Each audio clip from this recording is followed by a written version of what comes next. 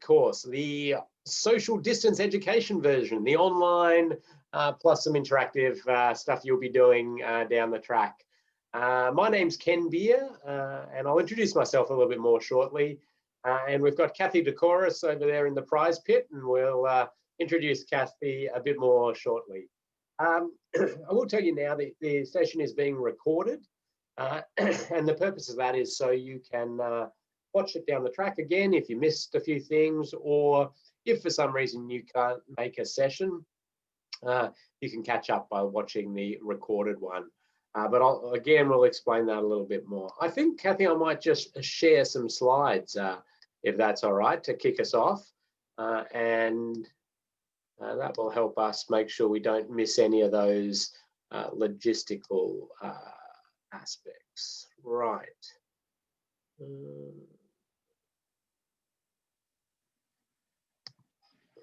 there. So, you're not seeing, are you seeing my slides? I'm seeing all your slides. Oh, yay. A window into the future there. All right. Very good. Okay, so I just introduced Kathy there before. Kathy Decoris is our training manager at Safe System Solutions. And Kathy is your absolute go-to person for this course. If you're having any issues with any of the technology, or uploading things, or getting your assignments in on time or anything like that, Kathy's your go-to person. And Kathy, maybe explain how we're going to run the session with Zoom and the like. Terrific, thank you, Ken. So there is the chat function which Ken mentioned earlier. So you can use to chat to all panelists or all panelists and attendees. If you'd like to ask a question, you can use the chat function, or you can use Q&A, and you can also ask a question anonymously through Q&A if you're not feeling too confident about your question. If you'd like to speak, you can do so, and you can do that by raising your hand. So if you'd like to ask a question and perhaps we need some more clarification around your question or something like that, you can raise your hand and I will unmute you at that time. You can ask questions throughout the presentation, so don't wait until we pause for questions. You can ask questions throughout, and we'll get them to Ken as we go as well.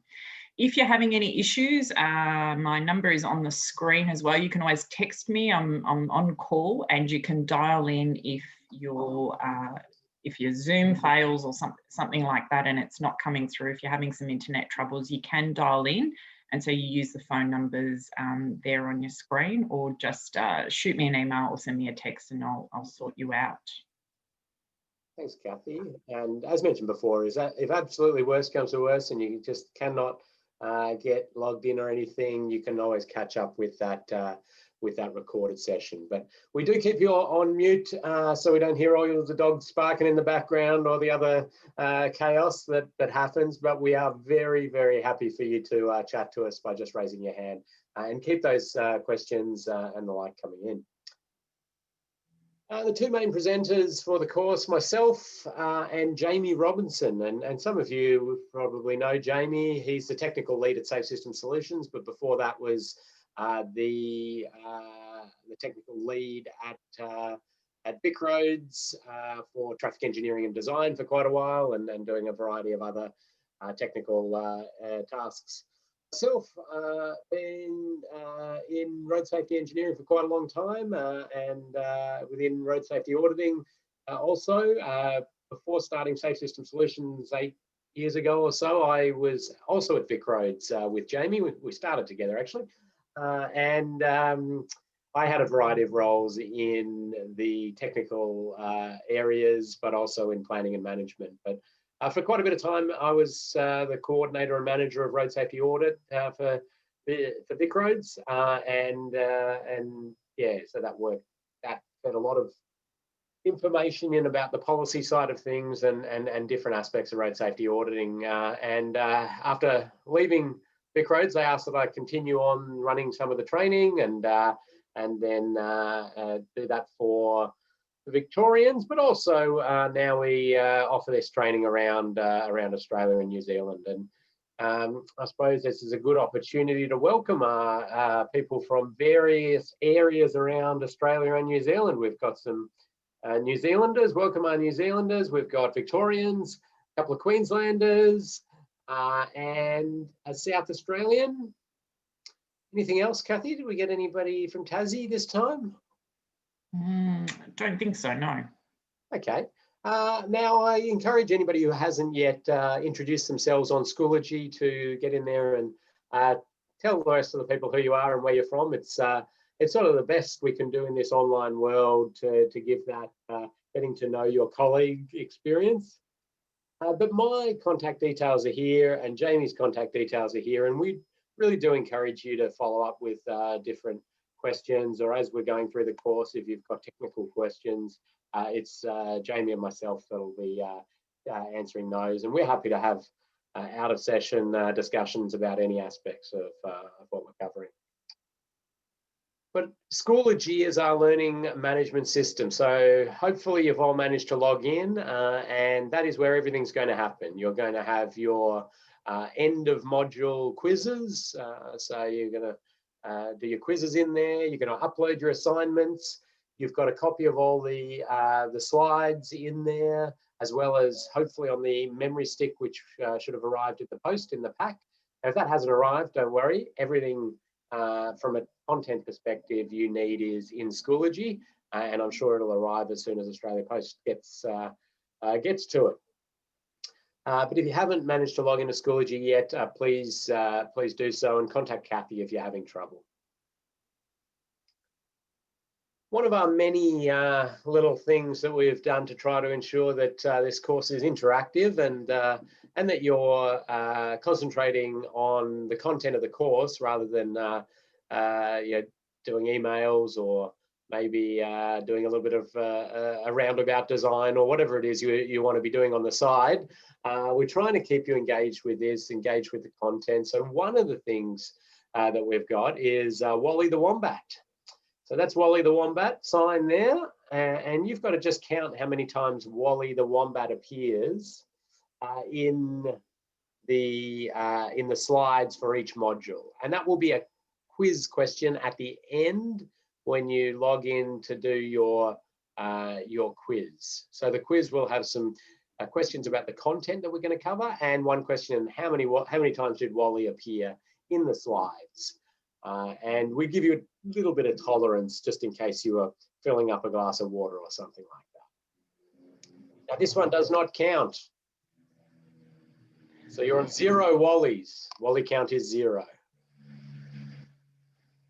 So we've got a number of different modules to cover, and I won't go through that in detail. You got emailed the agenda, and we have different topics over the different modules.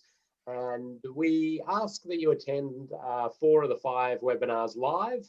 And that's so hopefully you'll ask questions along the way and have different bits of interaction through the little live polls and activities that we've got. So we've allowed one that you can catch up later if you have unavoidable things to move. And if something occurred and you absolutely couldn't and things, you could get in contact with Kathy. We need you to satisfactorily complete all the tasks that we set, and we're asking you to get an 80% pass mark. So we're setting a pretty high bar here, and that's because we really want to ensure that you have a great level of competency and understanding of the road safety audit process and some of the specific aspects of road safety auditing. Don't get too concerned though, because we are here to help you get over that mark. And we will provide you whatever is needed to get you there. So that's one-on-one coaching, phone calls and the like. Happy to do that. And you get 3 attempts at everything. So if on that first attempt you get a, your marks are fairly low, really that's a great time for you to organise a catch up and a bit of a chat, and we'll drill into that specific topic and really continue to work on it until you have a really great understanding of that. So we're here to help you. A couple of other things to cover off. I want to acknowledge the traditional owners of the many lands on which we're running this course, and pay my respects to the elders past, present, and emerging across all those lands. Now, some of you have come along to different Safe System Solutions training courses in the past, and you know we do love to give out a prize.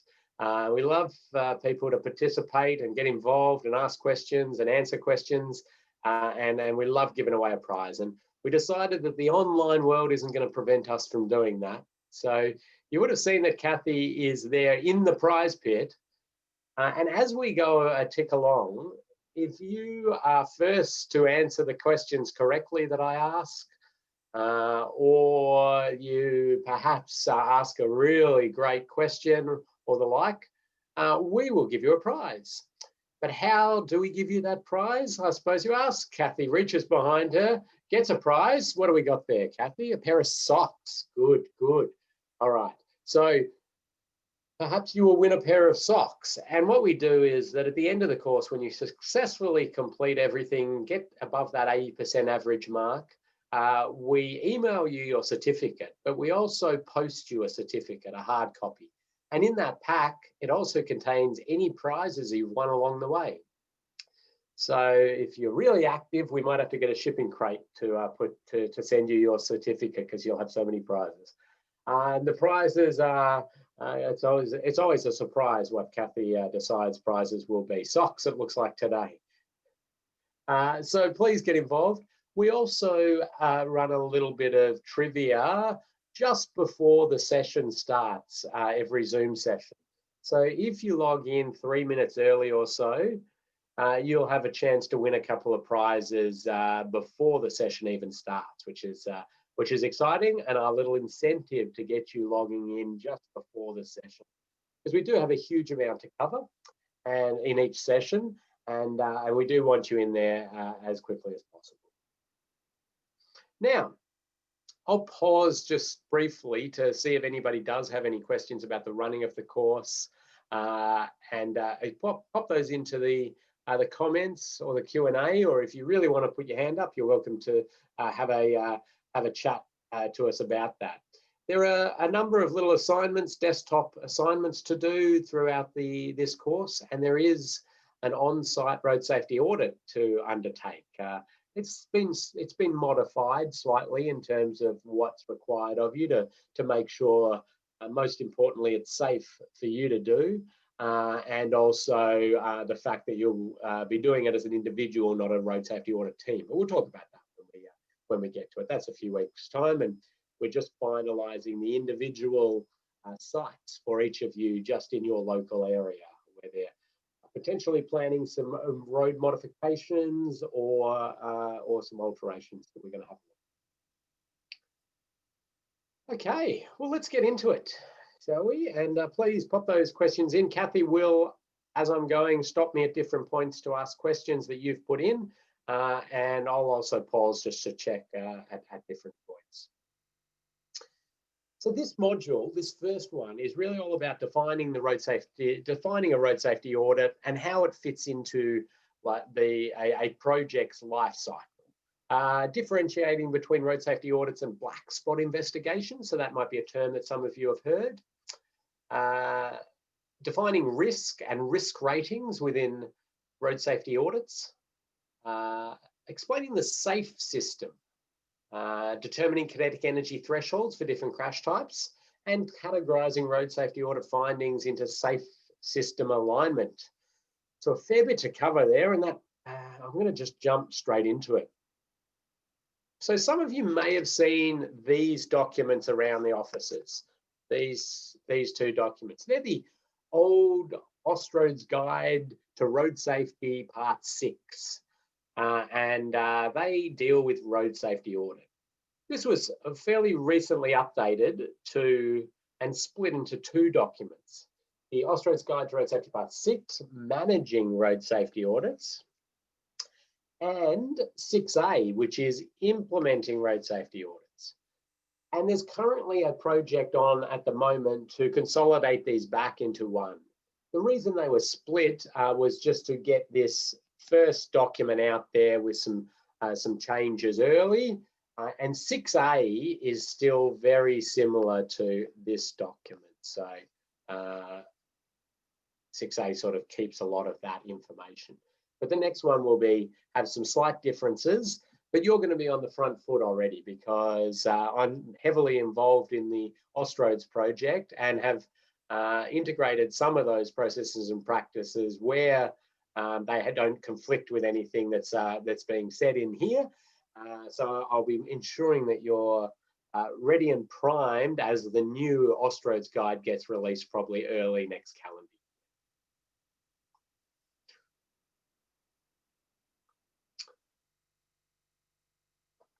So remember to have a look for your Wallies. I'm being nice to you on this one. That is Wally number 1, but for the rest of the course, no more Mr. Nice Guy. You've got to find your own Wallies, but you're on 1 at the moment. So we're going to really hone in this course on the process of road safety audit. We do not have time in the 6 modules we have to cover everything you would find on the road network that would potentially present a risk, and let alone all the ways that they could interact with each other and the like. There's no possible way to do that. That is continuing learning throughout your career. We will certainly highlight a few things that are common issues in road safety auditing, but we rely on you and your own experience and knowledge and partnering with people with varied backgrounds and understanding of the road network to create an audit team that covers a whole lot of bases. There's a lot to be said in road safety auditing in just that common sense look at an area to try to understand risk, but we'll get to that.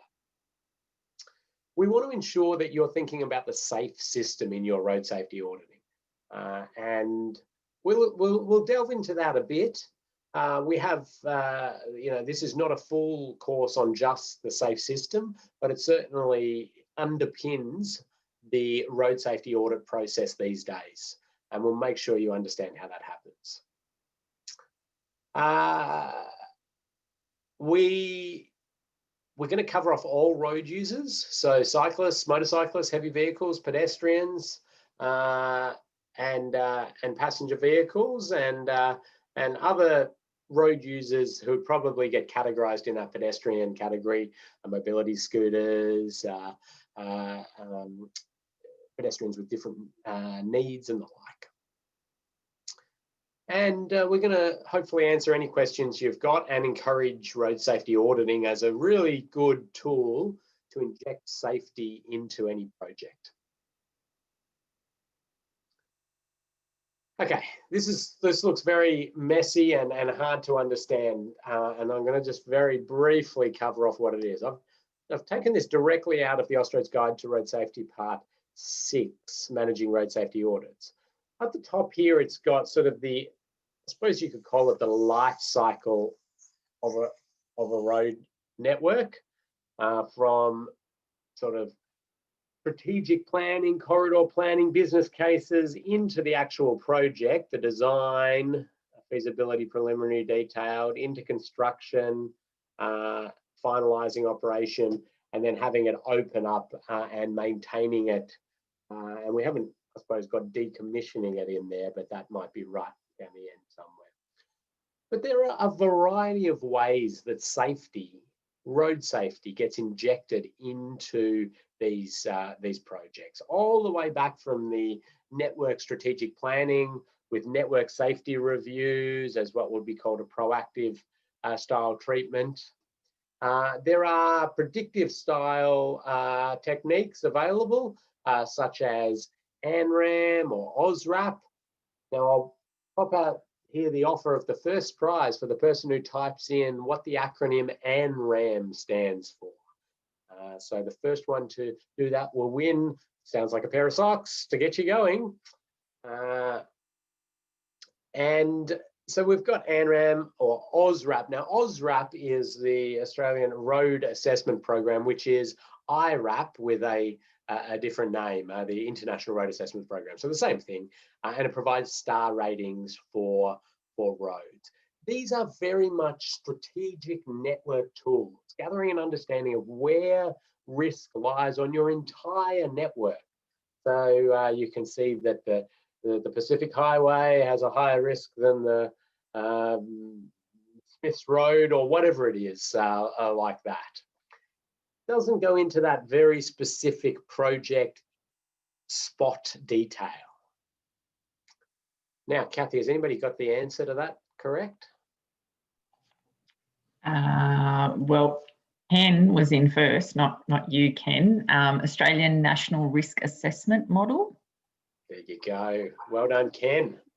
Yes, so the Australian National Risk Assessment Model. So it is a methodology to quantify risk on the road network using a large number of variables. I forget exactly how many variables, something like 60 or 70 variables in there that you would plug in, you know, the lane width and the shoulders, what are the width of the shoulders, offset to hazard, a whole lot of features get plugged in and it spits out a difference.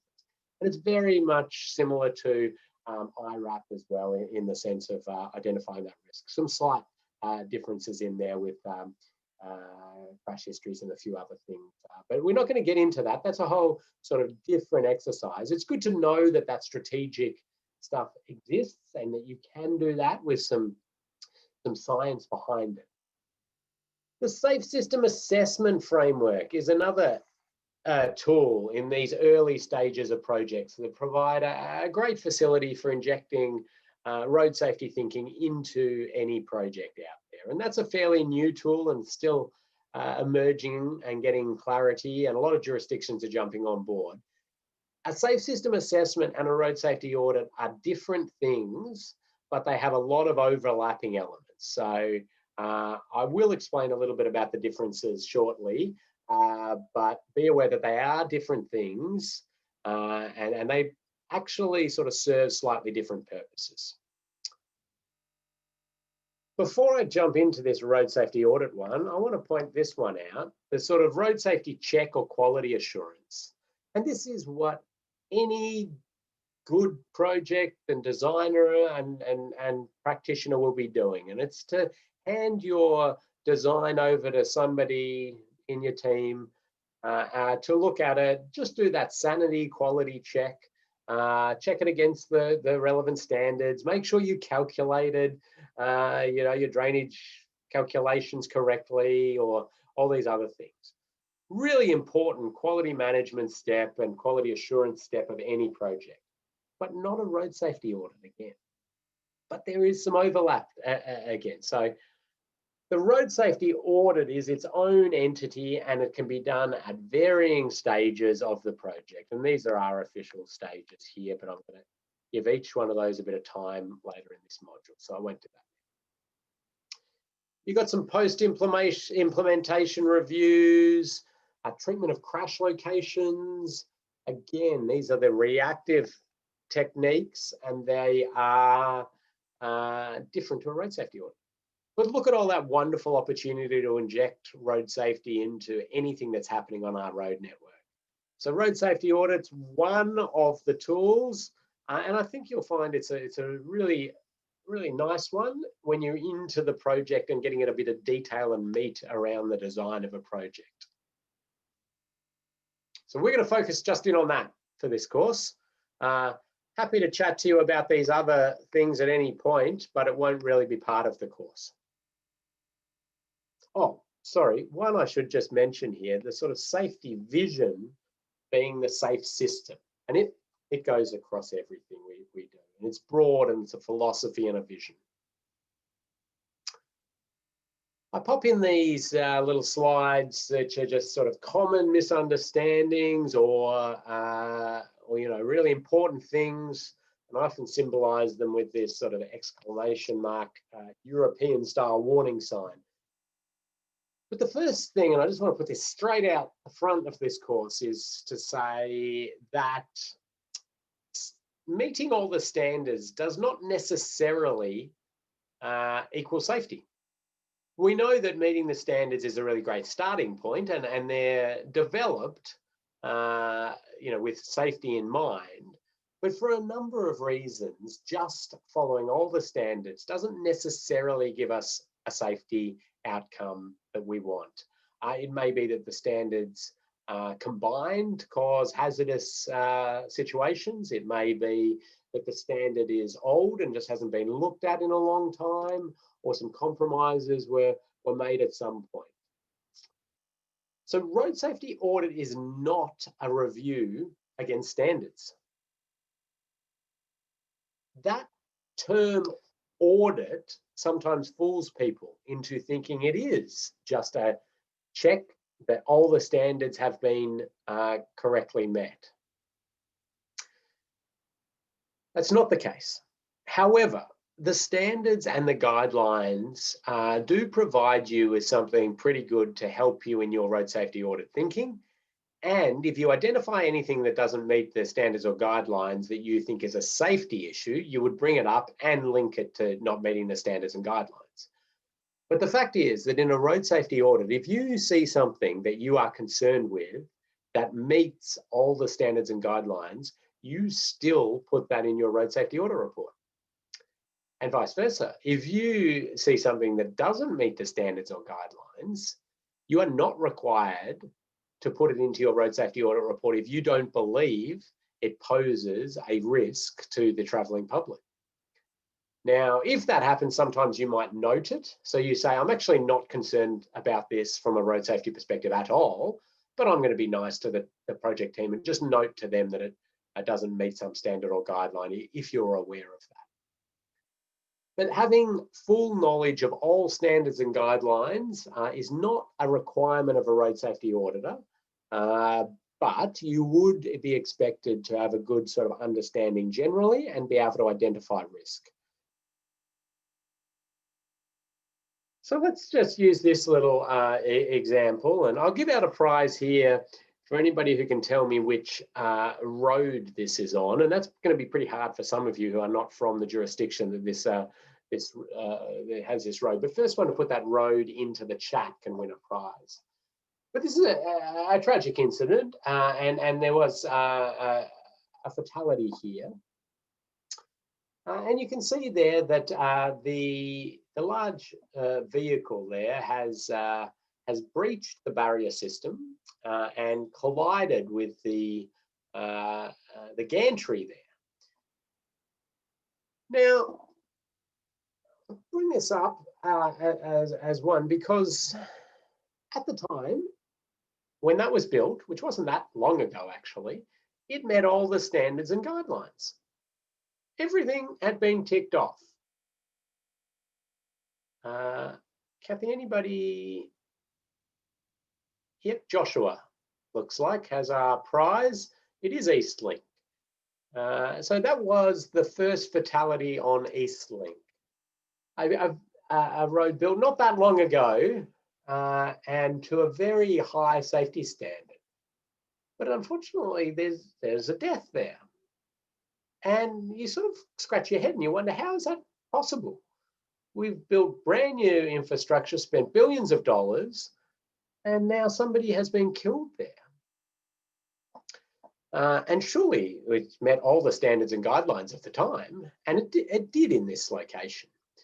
But who can tell me, first one to pop it in, this was a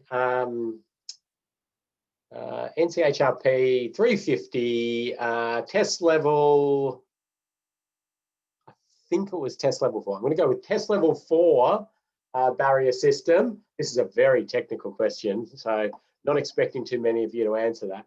But what size, what weight of truck would that barrier have been tested for, or that type of barrier being tested for? So are we talking a 2-ton truck? Are we talking a 36-ton truck? We'll just go with closest in tonnage to that. Okay.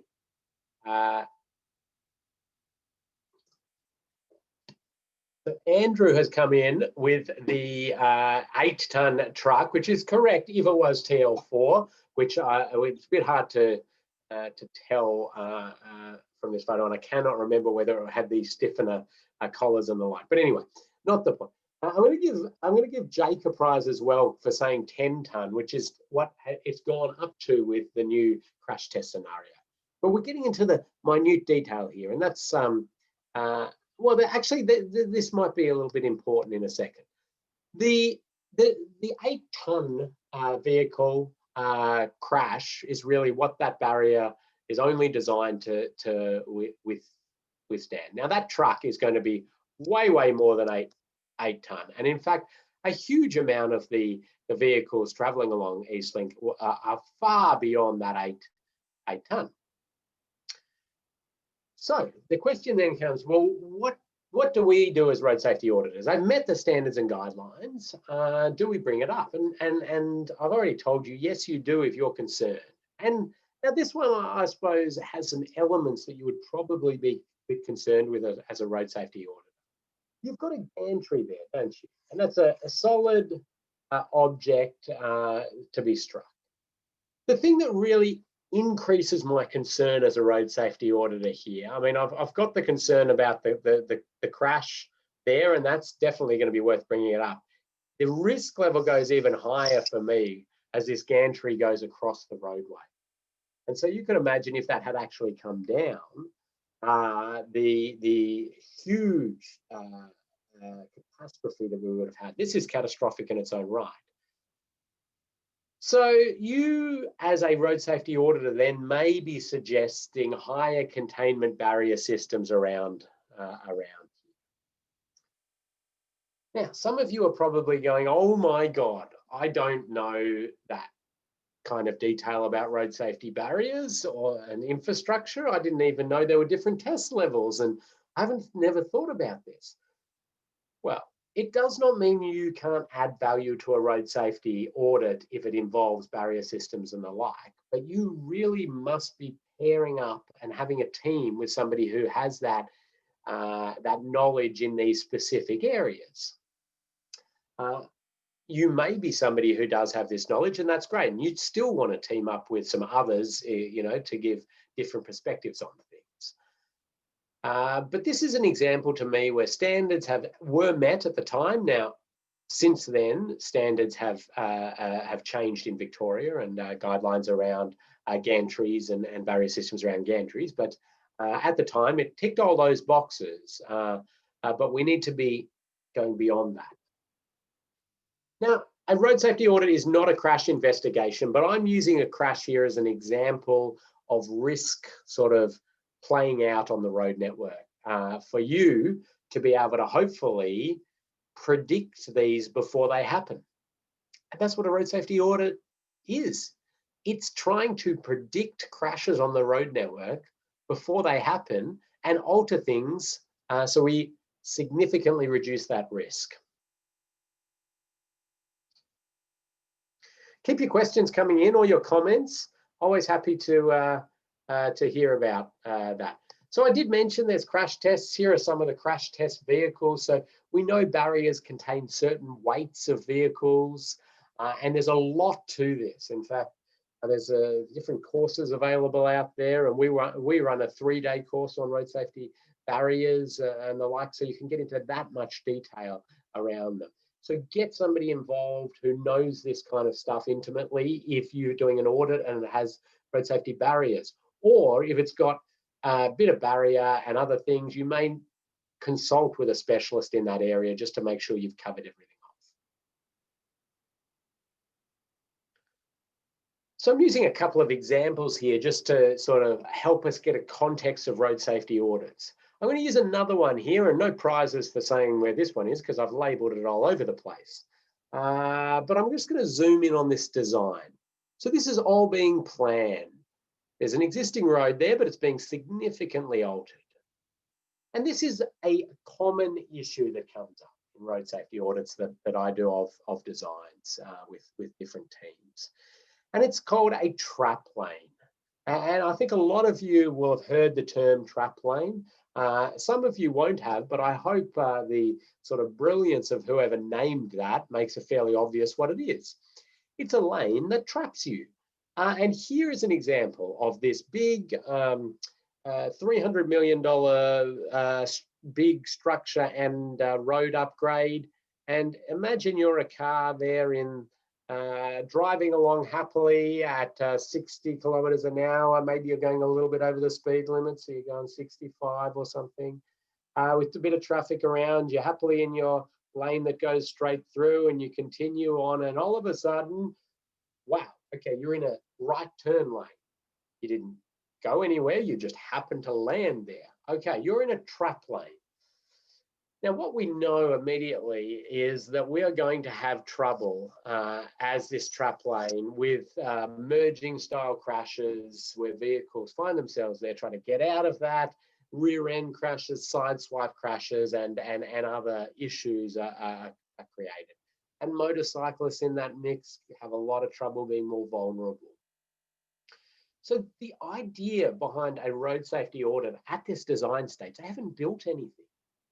It's all lines on the paper at the moment. And you as a road safety auditor can say, we've identified that you are creating a trap lane, and we suggest that you alter your design to remove the trap lane. So maybe the straight goes through, or a lane drops off earlier on, and there's no trapping, and thus we remove or significantly reduce that risk around that location. So this comes up quite a bit, especially or in some jurisdictions. In my home jurisdiction in Victoria, they're continually popping in trap lanes into new projects because of land challenges and these different constraints and the like. Some other jurisdictions are much better at not letting that happen, but us as road safety auditors need to be pointing this out. Regardless of whether it is okay or not within local standards or guidelines or the like, it's discouraged certainly within Austroad's documentation, but it's not, it doesn't say absolutely under no circumstances can you have a trap lane. Another just classic example of what a road safety auditor would be doing and finding through that process. Now, Kathy, I'll pause there. Any questions before I do this next case study, which I'm going to ask for audience participation? Terrific. Thank you, Ken. Yes, questions come through about the trap lane, and can we have signage to inform people about the trap lane ahead? Yeah, so the ideal obviously is to remove that trap lane. And as a road safety auditor, you'd be pushing for that ultimate outcome. However, sometimes it's just absolutely not achievable for one reason or another. And so there may be other methods to reducing the risk of the trap lane. And that, yes, certainly can be done with advanced signage. It can be done often with alterations to the line marking. So like this arrow is pointing straight. Well, I think if they absolutely couldn't do anything else, I would like to see those arrows start to angle to give an indication something's changing, signage, and the like. Those are not going to be as effective as having the trap lane removed, as in having this as as right turn lanes off their own bat, not a trap lane. But nonetheless, those may be things as a road safety auditor, if they can't do it, you're recommending. And you'll find as we go down the track that when we do a road safety audit and we make recommendations, sometimes we give multiple recommendations and clearly say which one is the best. But if that can't be achieved, a few other options. Good point. Excellent, thank you. An earlier question regarding the heavy vehicles you were talking about asks, shouldn't we be assessing based on the relative volume of heavy vehicles, etc.? Yeah, and another really good point. So when we're looking at these roads, you want to understand how they're being used, what type of vehicles are using them, how many of different types of vehicles are using, and that is going to guide you then on the risk rating you give it. Is it high risk that sort of incident would happen, or is that low risk? So low frequency or high frequency of heavy vehicles and leaving the road. It may be the same with motorcyclists, for example. You've got something you're concerned with for motorcycle safety, but there's very, very low volume of motorcycle safety. The overall risk of that issue goes down. So yes, it's going to be influenced by that, and your sort of recommendations might be influenced by that as well. So yes, you're taking all of that into the context of your road safety audit. So I'm going to play this little video. Now, hopefully it'll stream for you, but sometimes there's a little lag in the streaming of it. So I've got a couple of stills of it afterwards, and it's actually in your memory stick and on Schoology, so you could just watch it. It's a very short little video. But I want to analyze this a little bit. So hopefully that's starting to stream through for you.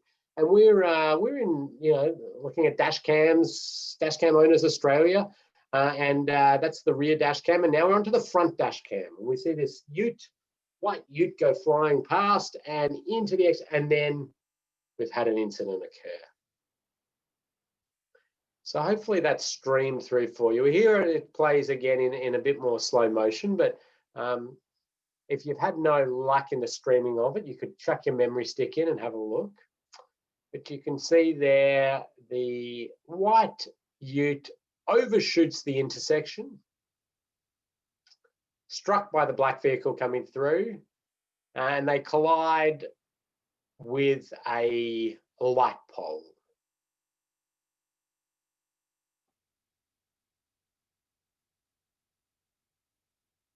So I've just got some stills from this incident, and I haven't done it from all the way back, but I've got some stills just in case it didn't stream too well for anybody. Here we go, we're approaching this intersection, and that vehicle has gone past us. Yes, it's gone at a bit of speed, and then they've overshot the intersection, struck with the vehicle there, and then they've hit that light pole, and the light pole has broken away. The question I'm going to ask you, and I'm going to give you a second to have a think about this. We'll talk about the slip-based poles in a second, but what I'm interested in is what factors in the road environment do you think could have contributed or influenced that white ute driver to overshoot the intersection? Okay, they should have given way. Give way signs are there. They should have given way, but they obviously haven't. Now, what factors in the road environment could have contributed to that overshooting? And I'm not talking here about driver behaviors, them speeding or anything like that, or if you think they were on drugs or something like that. I'm talking about the infrastructure, the road environment. What could have influenced the chance that they did that? So pop them into the chat, anything that comes up. I have one particular one in my mind. In fact, I'll write it down so I can't be accused of remaking it up. But that I'm going to give a prize if you match the one that I'm thinking about. There are many things that could contribute here, but there's just one in particular I wanted to talk a little bit about. Not to say it's the most important, but I think it's a very interesting one.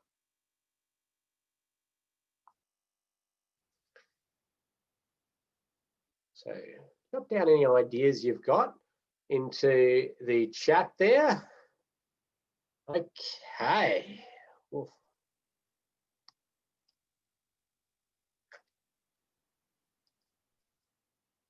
Okay, seeing some really good stuff coming in.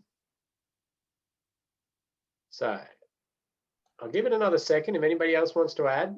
Nobody's quite got the one that I'm interested in. Maybe just flick through the rest of your stills, Ken.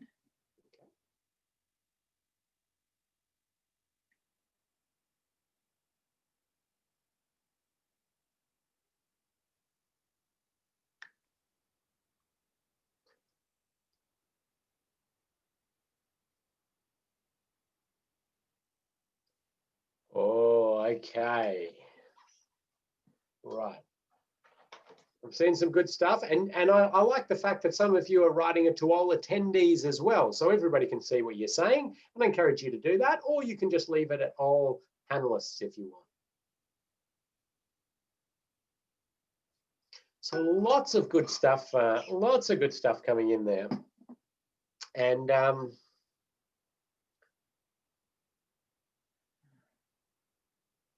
okay, so now a couple of you got the one that I was interested in, and a couple of others have made some really good commentary that I think you would be very much looking at as a road safety auditor.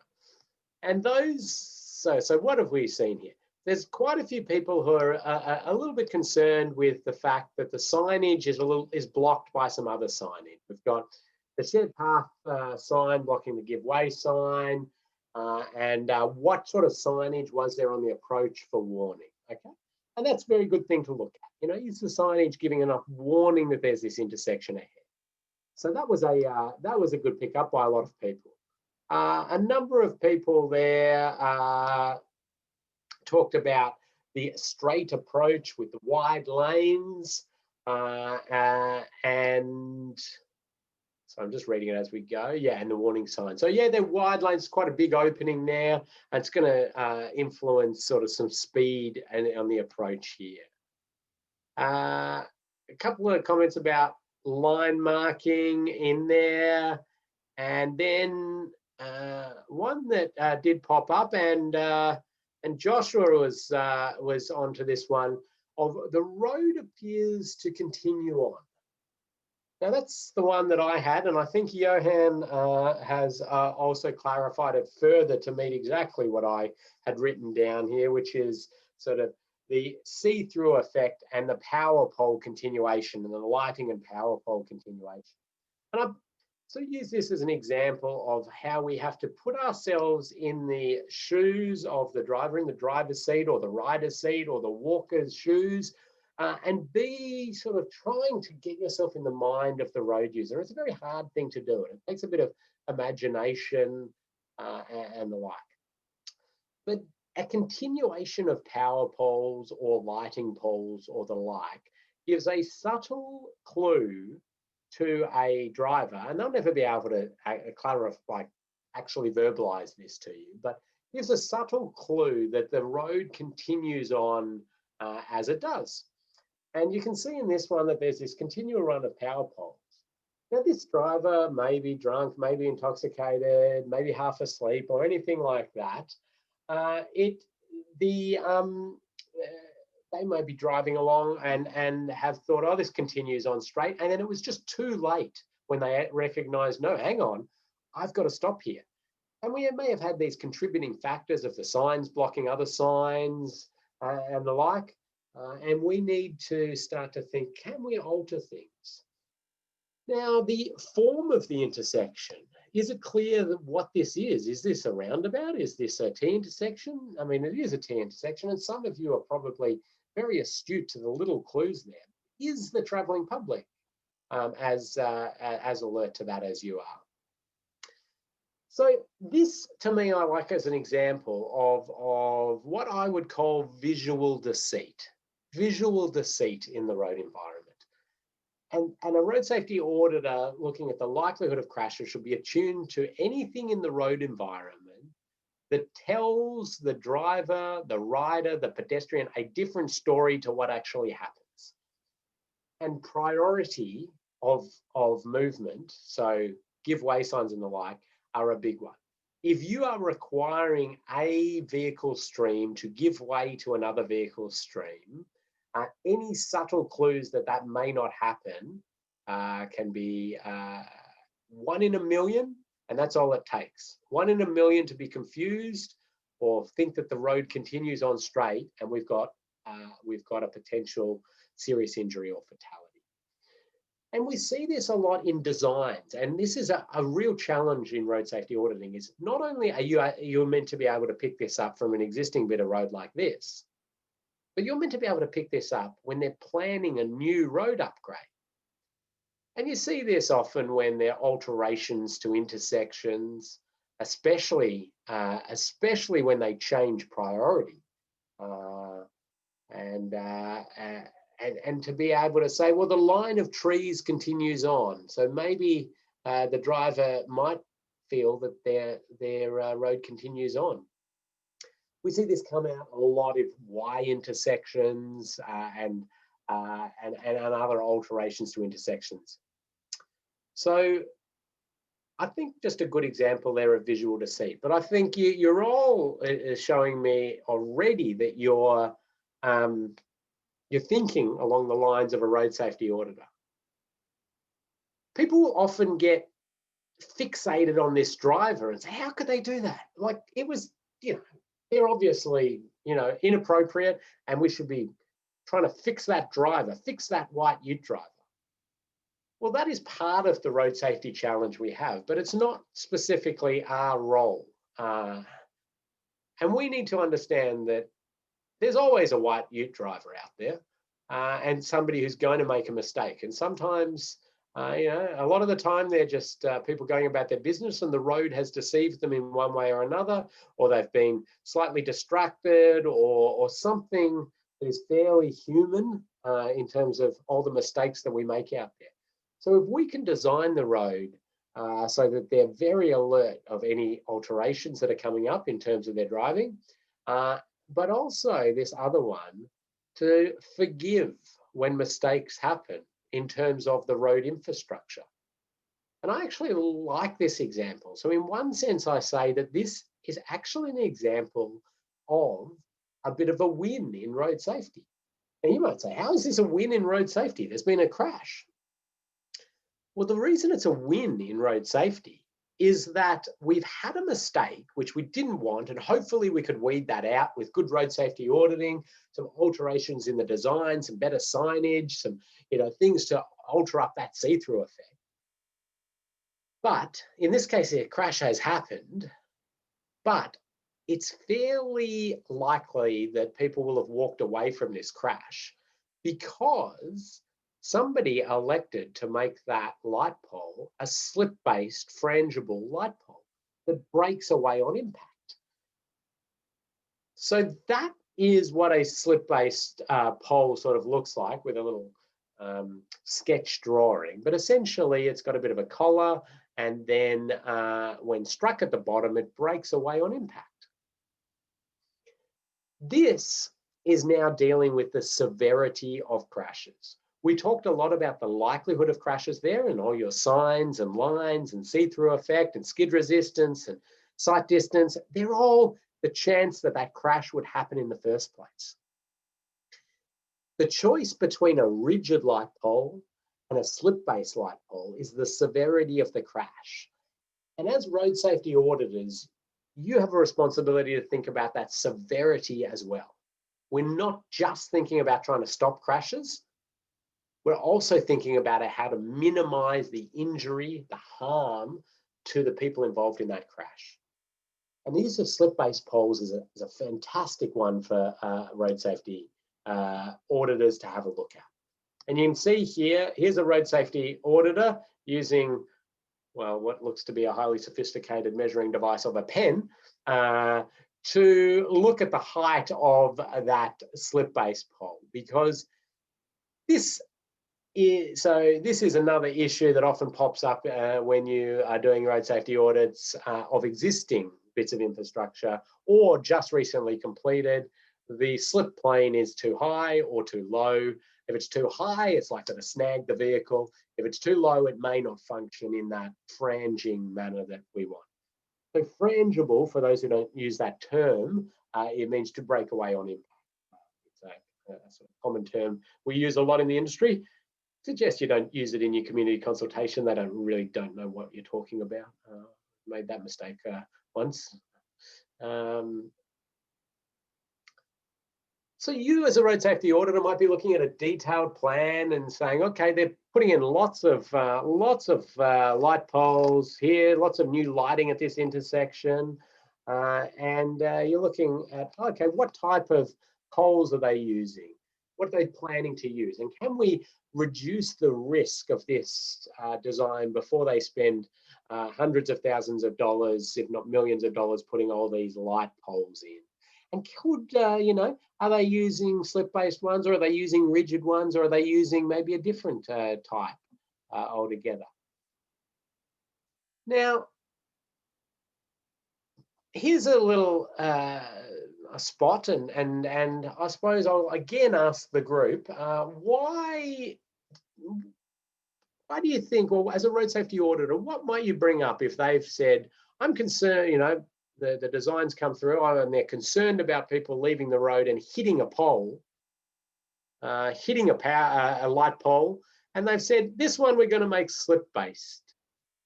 What, as a road safety auditor, acknowledging here that you're trying to protect road users from death or serious injury and impact, we just discovered there that the slip base is a very good thing for passenger vehicles.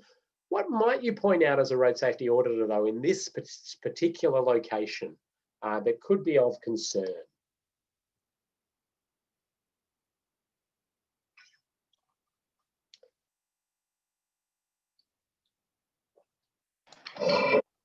I'm just giving you your 1 hour time check. Right.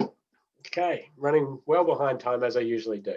It's okay. We've pre-recorded a couple of our case studies, which I always dream I'll get to live, but there's so much good interaction from the group that we tend to let you watch those in your own time afterwards. Okay, I'm seeing some great answers here from the participants. A lot of people are exactly on the right track. What happens when that's struck? Where's it going to fall? Is it going to fall onto pedestrians? There are lots of sort of pedestrian waiting areas. This doesn't look like too many pedestrians at this time, but those who know the area, there's lots of pedestrians around there. Is it going to land on power lines, on tram lines? So you've got to have a bit of a think about what is the speed of the speed environment as well, and what is the danger associated with that striking that pole in these situations. And we do have different alternatives.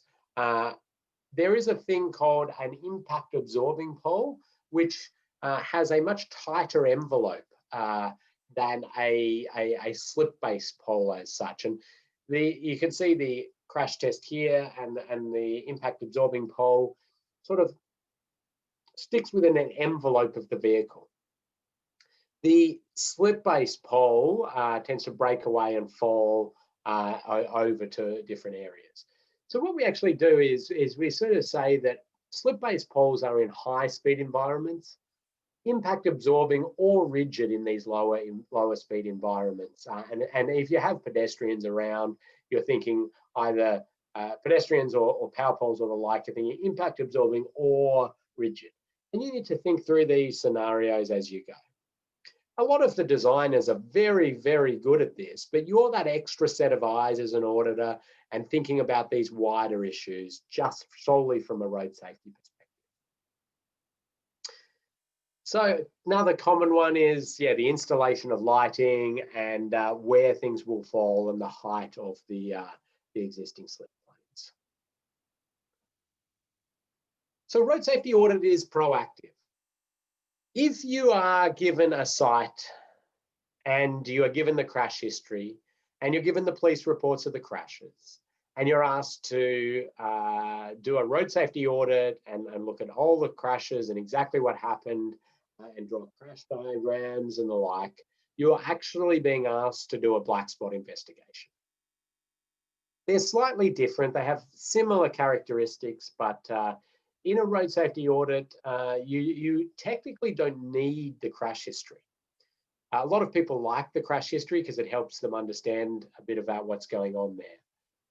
But road safety audits are also able to be done on design. So you're handed a stack of road design and you're pointed at the site, which looks nothing like what they're planning to make it.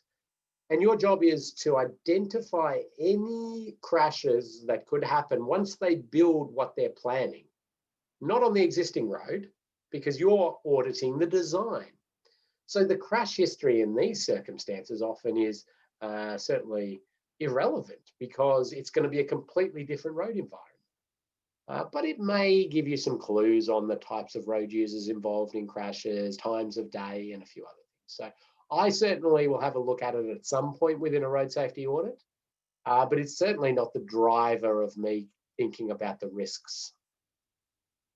That's a black spot investigation. And interestingly, road safety audits are extremely beneficial. This research is a little bit old now, but I think it still certainly apply. But a benefit cost ratio of 36:1 for design stage road safety audits, 6:1 for existing roads. This was some Canadian research. There's some World Bank research which gives much higher BCRs.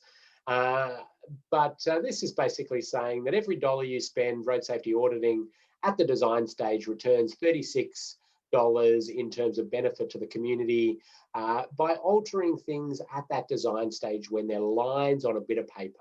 And of course, that's going to be cheaper to do, and you're going to weed out any potential crash problems well before they're ever built. And I mean, that's just wonderful. And the existing roads, obviously, a bit harder because you've got to pay for the infrastructure or changes for the risks that are identified, but nonetheless very beneficial. So the challenge of a road safety auditor is that you have to, this is the road safety audit of these design stages, is you have to look at lines on a bit of paper or lines on the computer screen, a plan. You have to get your head into visualizing how that is going to actually form with infrastructure, how it's going to be built, what it's going to look like. And then you don't stop there. You now have to understand how are people going to use that and what mistakes will be made as a result of the infrastructure. So it's a real sort of visioning future, imagining exercise. I love it. I love the trying to think this through and how people will genuinely use this. What will somebody driving along at night who's had a few beers and is half asleep, what will they do? Will they be alerted to this intersection? Will they know that they're going to have to stop? And so it's a real challenge. It's like solving a mystery before it ever even happens. What's that movie with pre-crime? Different. There's not. But yeah, anyway, I love it. Now, here's the Austroads definition of a road safety audit. This slide's got heaps of words on it. I apologize. I don't like lots of words on a slide. A road safety audit is a formal, robust technical assessment of road safety risk associated with transport projects. They're completed by independent qualified teams, completed by applying safe system principles, while seeking to ensure that the roads will operate as safely and practically as practical by eliminating fatal and serious injury potential. Consider safety of all road users unless specified in the audit brief. I'll come back to that. Can be conducted on proposed or existing roads. And then the objective is to identify foreseeable hazards, and it provides a reasonable but not absolute hazard identification method for all road users with a particular focus on reduction in fatal and serious injury. And then a couple of things that an audit is not. It's not an opportunity to redesign or make changes without any apparent link to road safety, but just because you don't like it or some environmental concerns or whatever it is. No, we're doing a road safety audit on this one. And it's not a technical check against design standards, which we talked about. Okay, critical words here. It's formal. So you do not have the ability to do a road safety audit, at lunchtime when somebody chucks over the plan from the pod next to you. No, it's a formal process. It takes time, and there is a documented 8-step process which we're going to take you through. You have to be independent. You cannot audit your own design, and you can't audit anything that you have had an involvement in. The reason for that is a few. One of them is you cannot proofread your own work. I mean, you type a letter and you read it and you go, perfect, nailed it. You hand it to somebody else, fresh set of eyes, pick up mistakes, and you look at it again and you're like, oh, how did I miss that? Okay, yep. So there's that aspect. There's the aspect that you're too close as the designer, the project manager, to all those other complexities of a road project. You're dealing with the costs and the environmental and the community and all these, the time frames and everything like that. And so either consciously or subconsciously, it may alter the way you audit. The independence means it's just a looking at the road safety aspects and documenting and reporting them. all road users. Now, the reason it says unless specified within the audit brief, so there are these things called thematic road safety audits, which take a particular look at a particular road user like motorcyclists or pedestrians or cyclists, and they just really are focusing on that specifically. But all road safety audits, road safety audits, general road safety audits should be thinking about all road users, proposed or existing roads.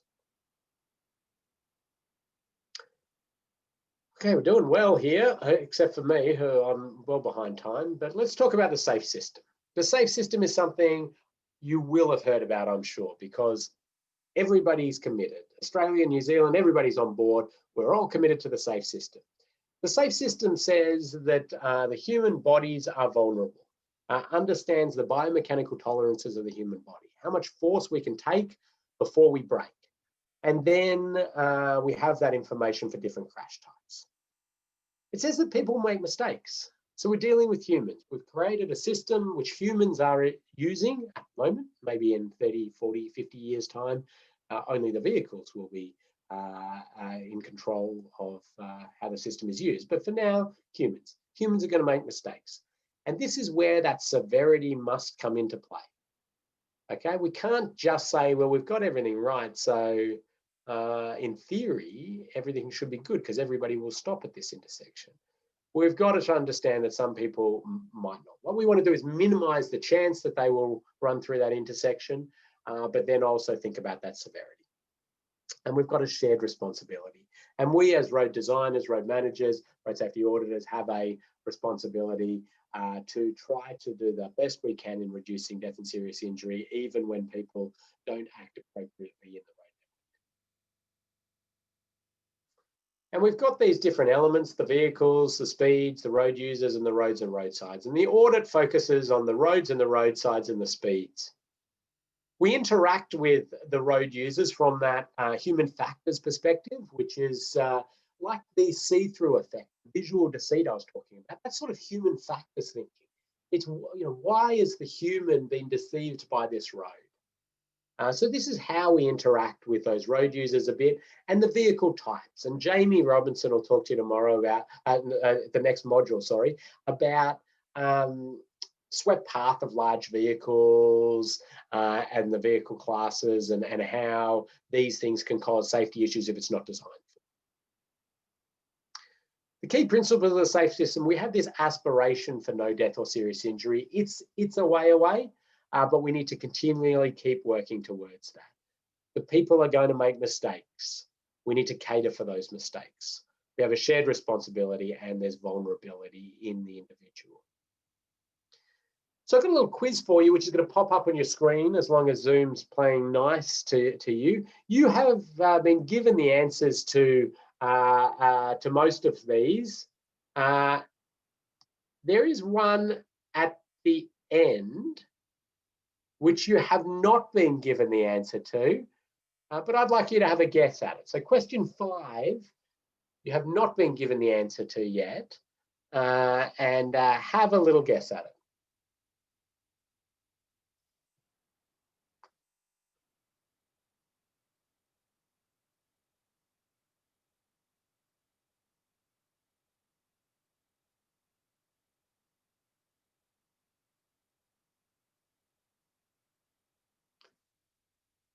Now, you're not being marked on these questions. These are just for engagement during the session. You will get very similar questions at the quiz that you will actually be marked on at the end of the session. But these are just for a bit of fun. And that last one, as I remind you, you have not been given the answer to that one, the Usain Bolt question. If anyone is not seeing that poll pop up on their screen, please just give me a shout out in the chat.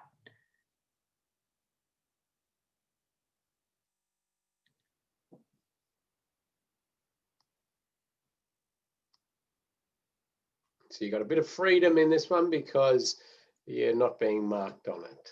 We can't even tell who answered what. So good practice for your actual one that you get marked on at the end.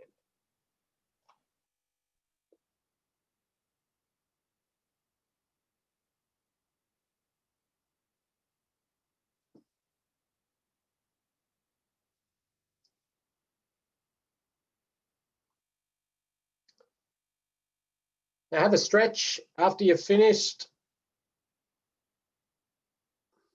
Stand up if you want.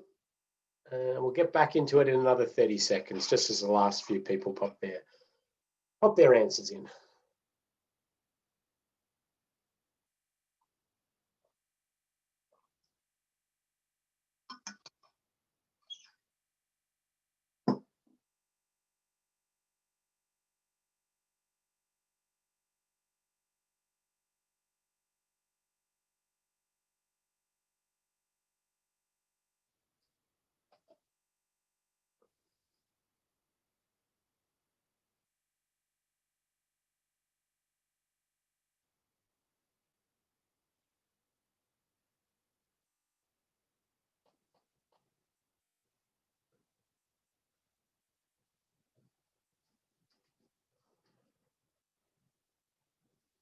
All right, 10 more seconds. Have a guess at those last ones if you haven't done it yet. And let's display those results.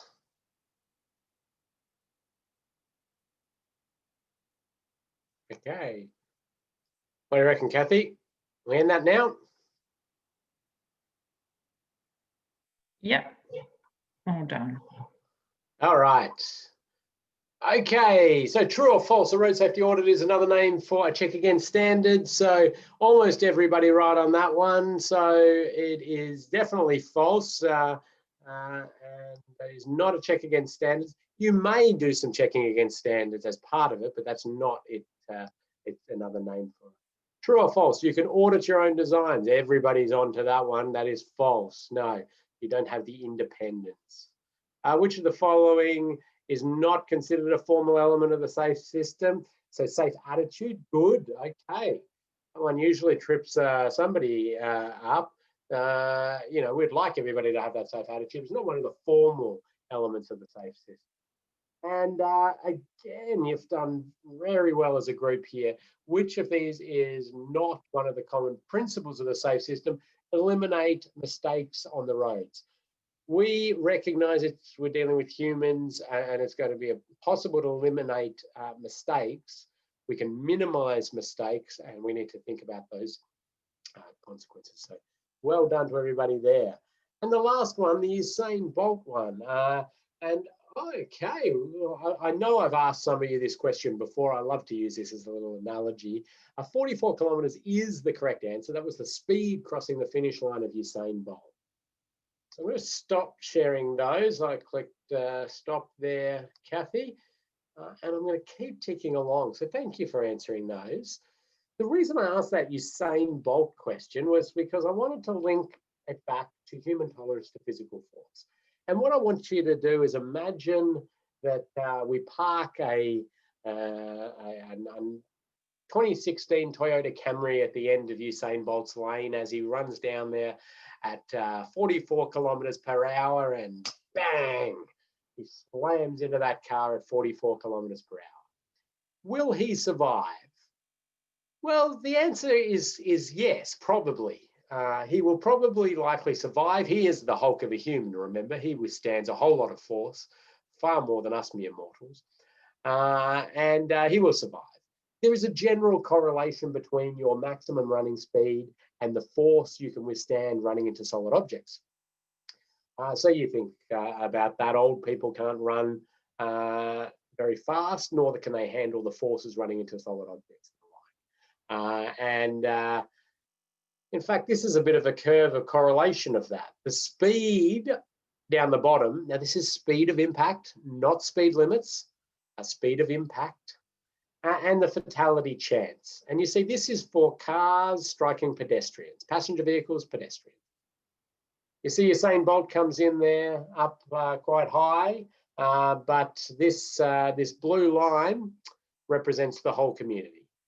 And it's a good, just general indication. These are the kind of forces that we can handle, certainly. In terms of the speeds and the impact energy. Hopefully this streams for you.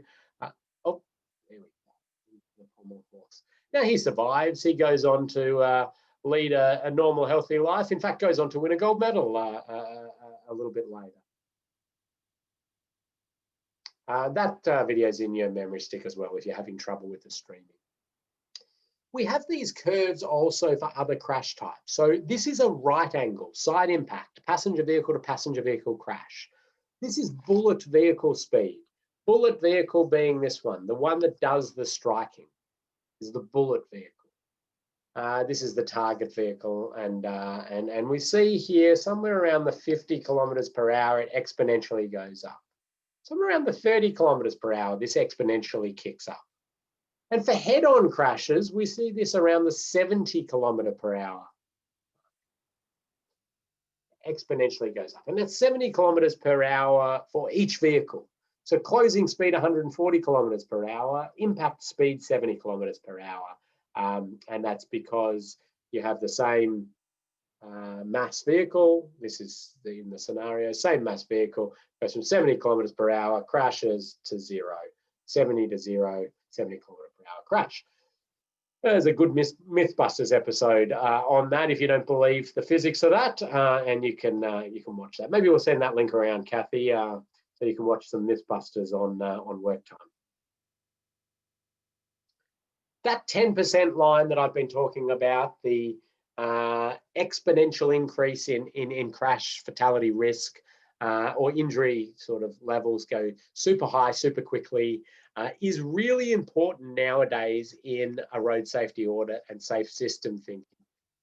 So understanding the crashes above those speeds, 30 kilometers per hour for pedestrians, cyclists as well, 50 kilometers per hour for side impact, right angle crashes, 70 kilometers per hour for head-on crashes. Above that, the severity is going to be really high, which we're also factoring into our consideration.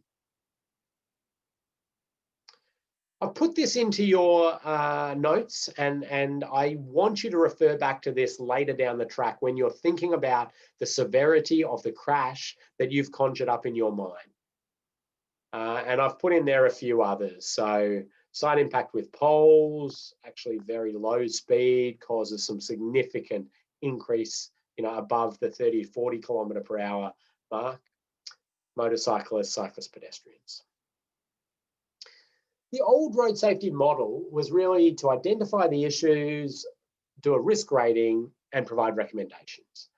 The new model of road safety auditing does all of those things, but adds in these extra ones of where does this sit with those safe system speeds in crash types that I just identified? Is it above those speeds or is it below those speeds? And categorizes any recommendations or treatments into things that are going to really bring the death and serious injury down significantly, or are going to support these and tick away at the effort. Now, I'm going to go into those in a lot more detail and explain them for you later. This one I want to use as a bit of an example is a road design, as you can see, and this is the kind of thing you'll be given as a road safety auditor, often in a design set with 30 pages or something like that, and all the drainage and long sections and cross sections and a whole lot of stuff. And you've got to try to get your head around what is being planned here, and then what could possibly be the crashes.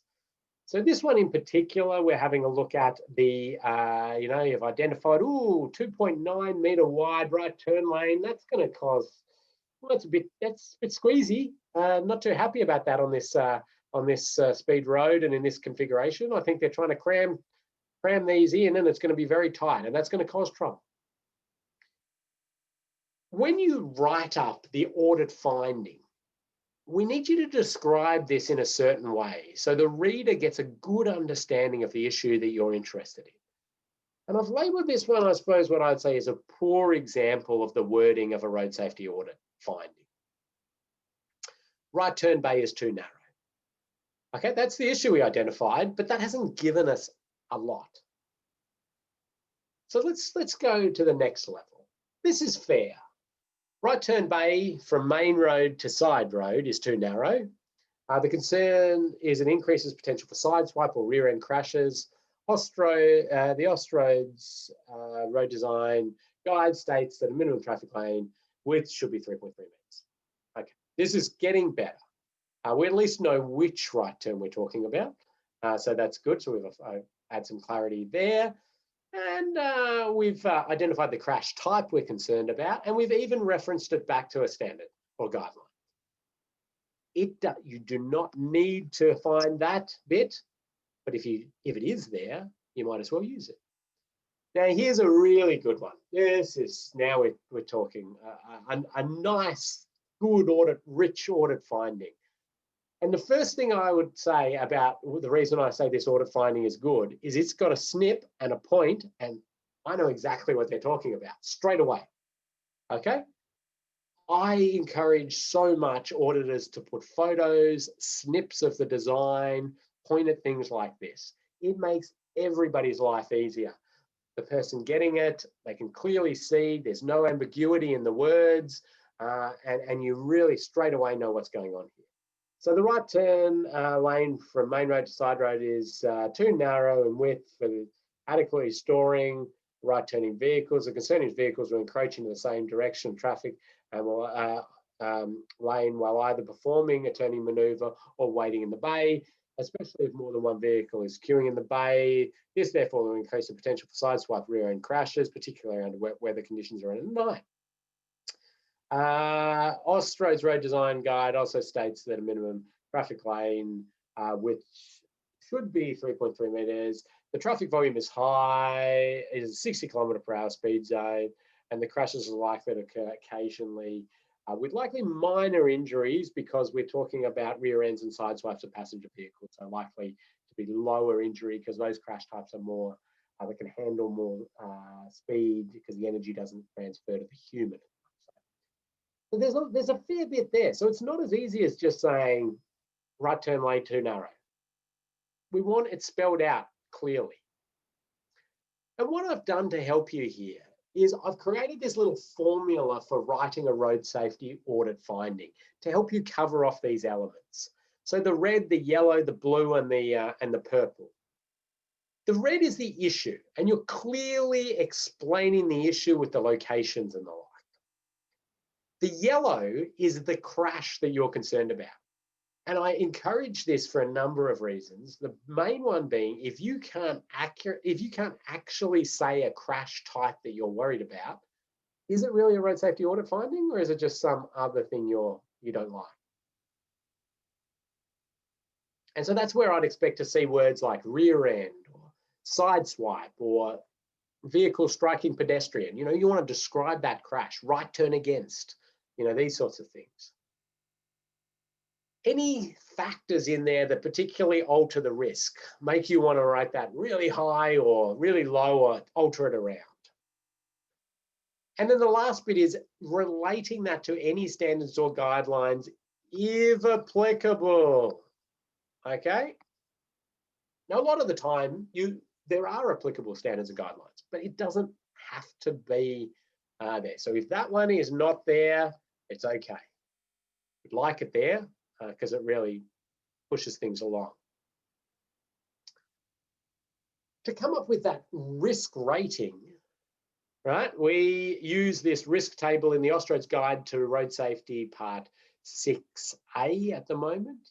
And risk is the likelihood times the consequence, or the frequency times the severity.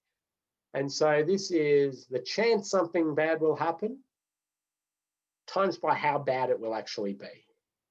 And so you see here, we've got on this one, this is how bad it's going to be, and this is what is the chance it's actually going to happen. Probable, serious, intolerable risk. Improbable, serious, medium risk. So the risks are the coloured ones. Now, a lot of you will be very comfortable with that because it's a very common way to play risk out. And in the Austroads Guide on page 27, I believe, hang on, appraisal, you actually get a bit more help in terms of getting yourself to these risk ratings. And they give you some information about frequency of crashes and severity of crashes. So what is a serious crash under this? What is a occasional likelihood? Well, once every 5 to 10 years in your analysis or in your prediction. I always tell new auditors that you are going to over risk rate things. You're going to want everything to be intolerable when you look at this. And the reason for that is once you get a prediction of a crash in your mind, it's all you can see. It's going to happen in your mind.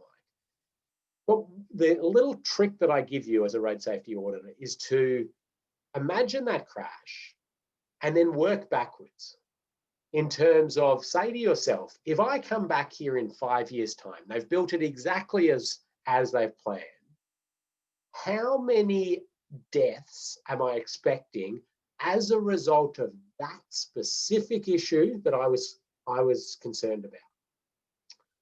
And you'll discover there that that'll ease you significantly back on your risk rating, because we know that the issue might present itself with some people braking suddenly and the like quite a few times in the 5 years.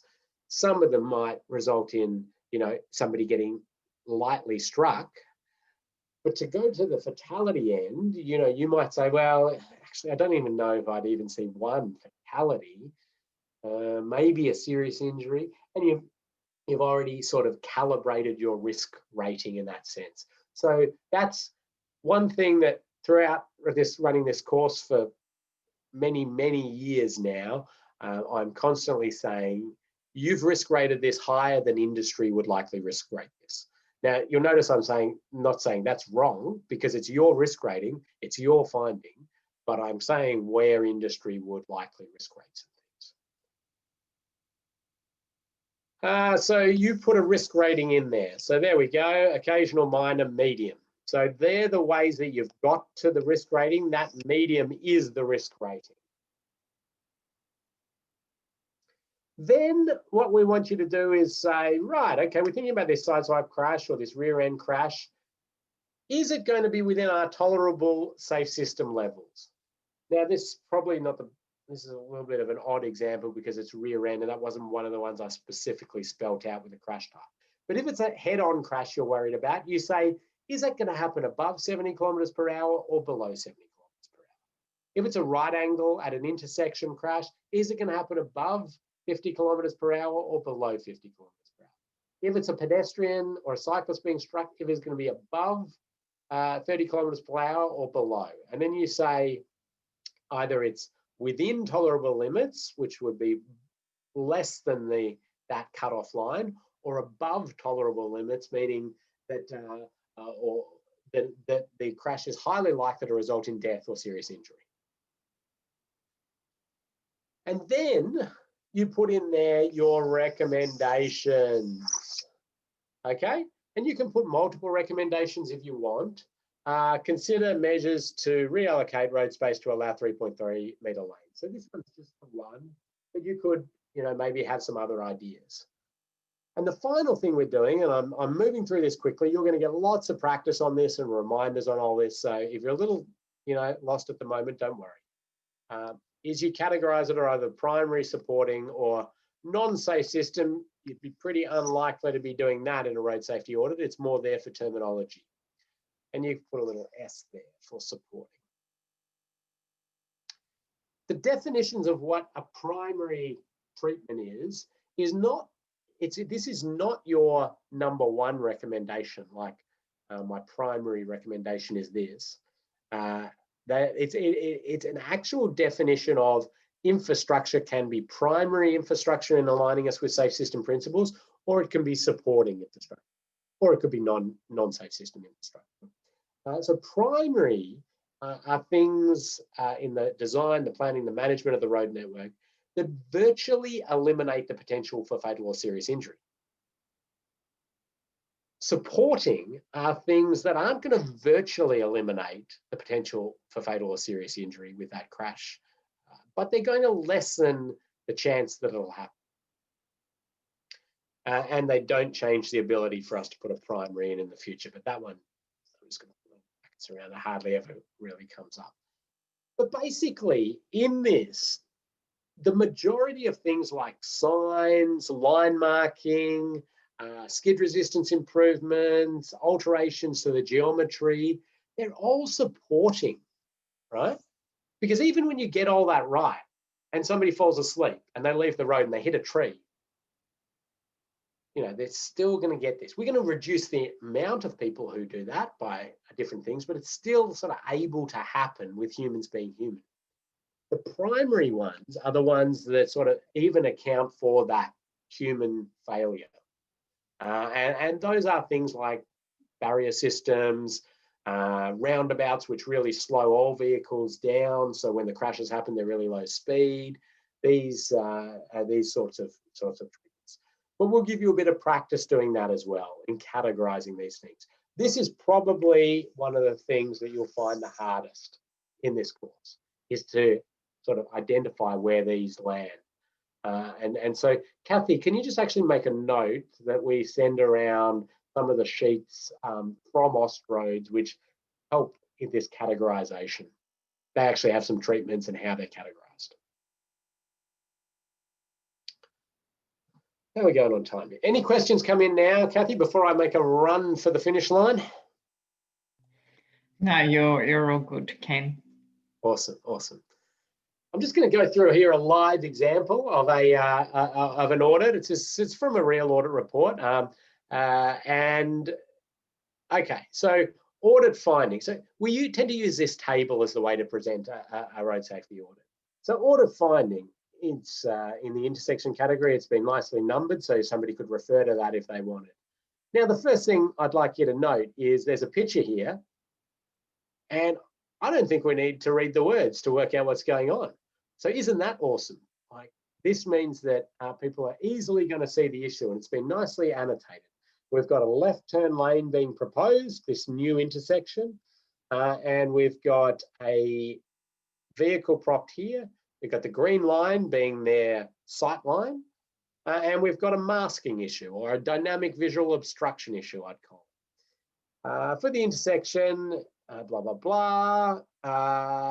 Vehicles using the left lane may create a dynamic visual obstruction to motorists on the hold line looking for vehicles, increasing the likelihood of crashes involving vehicles turning out of the side road. Improbable, but serious, resulting in a medium risk. Safe system energy exceeds tolerable limits. This is a 100 km/h road. So if this crash happens at a right angle, it's well above that 50 km/h mark that we just talked about with those graphs. Recommendations. Consider measures to reduce the speed and or angle of impact at this location. This could be achieved with a roundabout, primary. If this cannot be achieved, consider measures to improve the sight lines at this location, such as increasing the offset to the left turn lane, supporting, relocating the hold line forward, provided that this can be done safely, supporting. So there you go. This one, I suppose, a good example of saying the best alignment with safe system principles, or the primary treatment in this location, would be a roundabout. But this audit has acknowledged that, you know, the odds are on this project, they're not going to be able to afford that. But maybe they could, so we've got it in there. But if they can't, here are a few other things that could possibly be done. Altering the hold line, often, you know, a bit of separation between these can open up some sight lines. Let's just see that play out in reality. Now, this is not the same site, but this is just to show that issue. Here you go, propped at the hold line. You're having a look up the road. You can see the white cars there. You can see the trucks there. And you're waiting and you're waiting and you go, okay, as soon as this white car goes past, that truck's turning, I'm going to make my right-hand turn. Oh, and then a car has been masked the whole time behind that truck, And if you had made that that jump, there would be that right angle crash. Primary, supporting. So a little tip, because it's so hard to get this categorization right, to be categorized as a primary treatment, it must either address the consequence of the crash, so the severity,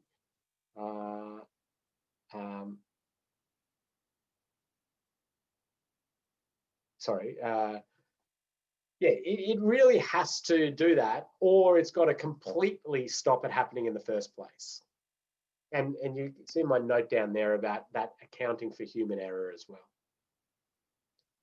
Quick quiz time. Kathy, if you want to hit go on that next quiz, and then I've got to lead you into your assignment as well today. We're doing well. Okay, I'm not going to hit go on that quiz. I'm going to give everyone the quiz off this time. Okay. Okay. A road safety audit is not, so I'll put some red crosses here. Okay, it's not another name for just a site inspection. So, you know, you don't duck out to do a quick road safety audit on your site. No, that's just a site inspection. It's not a check against standards. So it's not a check of the design. Has it been built correctly? It's not another name for a black spot. It's not a substitute for a black spot. It's not an opportunity to redesign the project, as we talked about. It's not a design review against standards, which I've already mentioned. And this one's an interesting one. It's not a method for ranking or prioritizing project options. If you're asked to do a road safety audit and tell them and rank the options, you say, well, that's not the role of the audit. The audit is to simply identify issues with each of those design options that you've provided and give some possible recommendations. Now, a safe system assessment has much more functionality and the ability to prioritize and help with that in that sense. And it is not a safe system assessment though, and it's not a safety and design check. So we call road safety auditors problem finders. Solving the problems, not really the role of the auditor, but you can provide some help and some guidance, and that's why we do provide those recommendations.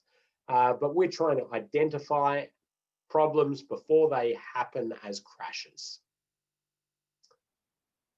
So this is a road safety audit. Just to contextualize this, here is the design review. That's that check against standards, checking all the calculations were right, and a whole lot to that. A safe system assessment sort of covers a good part of a road safety audit and a whole lot of other things. Safety and design workshops, there's a little bit in each of these. And some of you might also have that Disability Discrimination Act style independent assessment as well as another one. So that, gee, how would you even, that would sort of be mainly in there, I reckon. Hardly any road safety. There's a bit in road safety audit, but a lot more in design review, DDA, I'll call that. A lot of you may not have that as a requirement in your jurisdiction.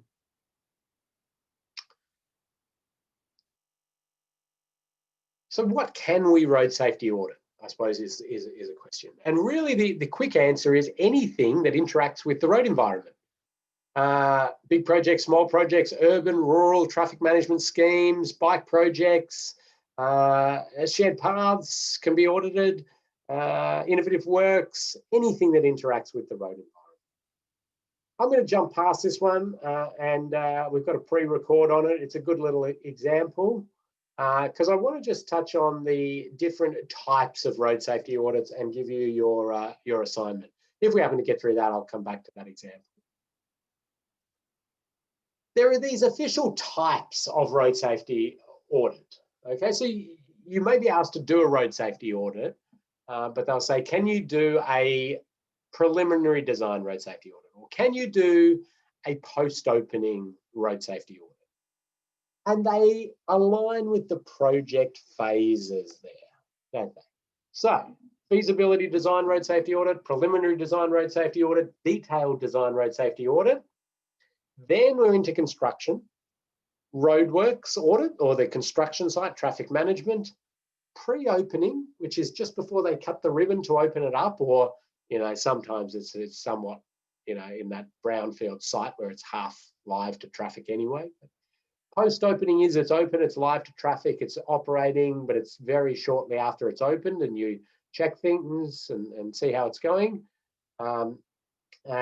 Existing roads then. Existing roads being to look at a bit of road network through the lens of a road safety audit with no design or plan associated with it. And these thematic audits, which we're going to have some more discussion about. Feasibility stage audits, I call the planning audits. Like they're early stage, they're big picture. I prefer to use safe system assessments at this stage, but you can use the audit process as well. You're talking about intersection form, land use, how it's all going to operate, and they're rarely done on small projects. They're done on these big major town bypasses, big upgrades and all.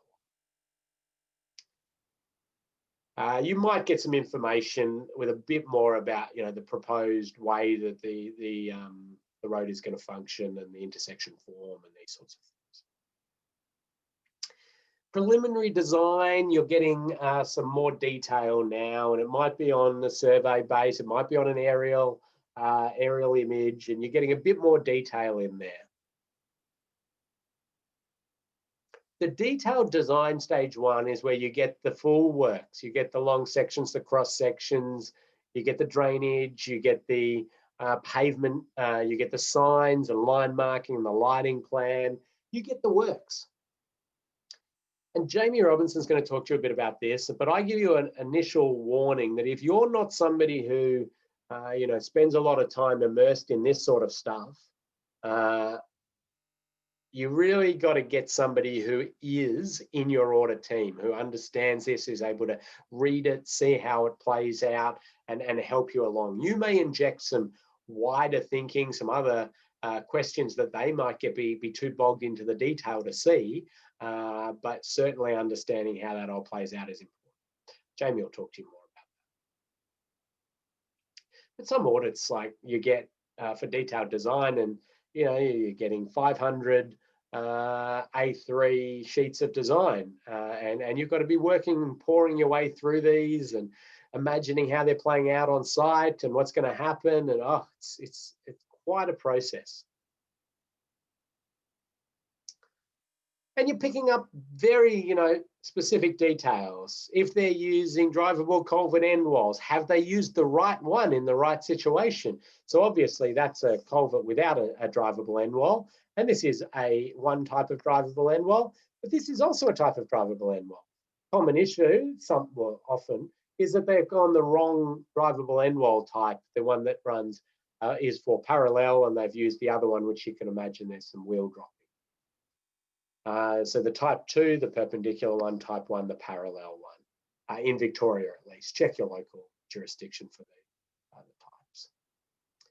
The traffic management construction site road safety audit. You're looking at the traffic guidance scheme, the traffic management plan, how it's all going to be laid out, how a road user is going to use that. Are we blocking off accesses, and where are they going to go to in order to get into different areas? How are pedestrians and cyclists going to be able to use this scheme? Where are we going to divert traffic to?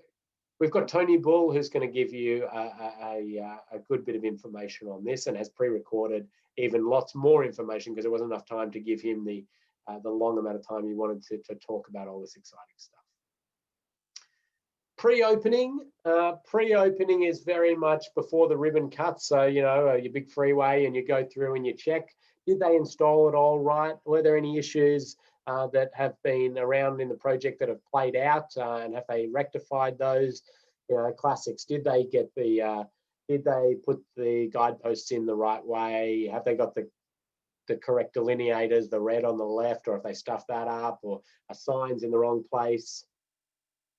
Here's a classic post-opening audit. So, you This one, no pre-opening audit, it looks like, just one quickly after it opened up. And some of you might be able to pick a thing there. So we're seeing a right turn from this lane is possible, and straight from this one is possible. So we've got a forced conflict. This is what we'd be expecting, ideally, to be picked up before this actually opened. I'm going to give benefit of the doubt here in that it was not designed like this. So the line marking plan did not say this.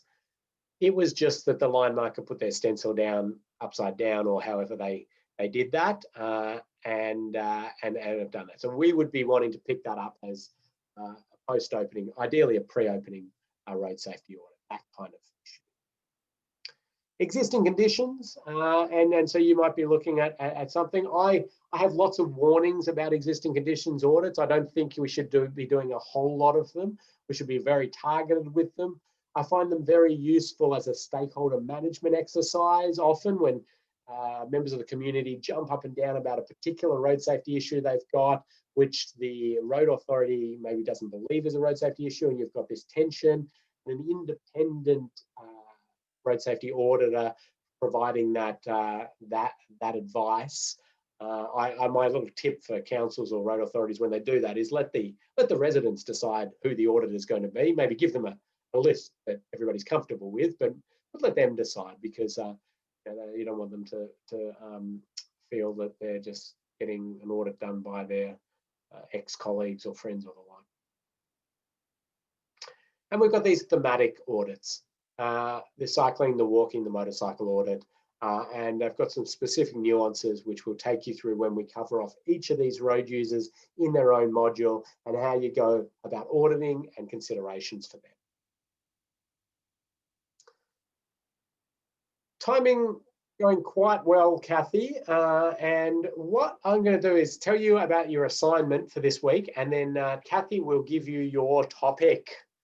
This week's assignment is that, we've given you a random topic, road safety infrastructure topic, and we want you to do a little bit of research on it, and we want you to create something to convey the information about this topic to others. Now, this could be a little video, a fact sheet, a cartoon, any way that you can give some information about this topic to others, and we'll share it with the group. And we've seen some wonderful things come in.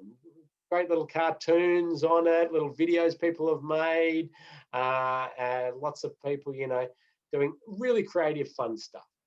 And we really want it all related to back to how does this influence road safety? And we will give out some prizes next week for most creative way to present that information, the most technically sound one, and the most engaging. We've got this big list of topics, and I won't read through them all because we're only giving out some of them. We've randomly been allocated to you: Danish offsets, slip lane, stand-up angles, Y intersections, Gawk screens, overtaking lanes, the dilemma zone, super elevation, all sorts of stuff somehow are associated with road infrastructure and road safety. So you're going to start Googling that, you're going to find information, you're going to put bits and pieces together. We don't want you writing us a PhD thesis on this though. We want a short, concise, a bit of information that says, this is what it is, this is how it influences road safety, and maybe as a road safety auditor, you might look for these particular things. Something like that. It could be a fact sheet. Kathy, how long do we usually allocate or people suggest people would spend at a maximum on this assignment? No more than an hour. I know whilst we're in lockdown, some people spent a lot of time on it, but really, no more than an hour. And we have got a example video by one of our engineers in Schoology as well, so you can see, the sort of thing that's been put together. Now his example is probably a little bit more on the time-consuming and a little bit. I mean, he just wandered around the street doing selfies and talking to the video, which is all good. But about that hour, and if you really, spend sort of 5 or 10 minutes early on, and you're not finding any information, or you don't understand, or you can't work out even what this thing is that's been up, don't spend hours and hours pulling your hair out and bashing your head against the keyboard.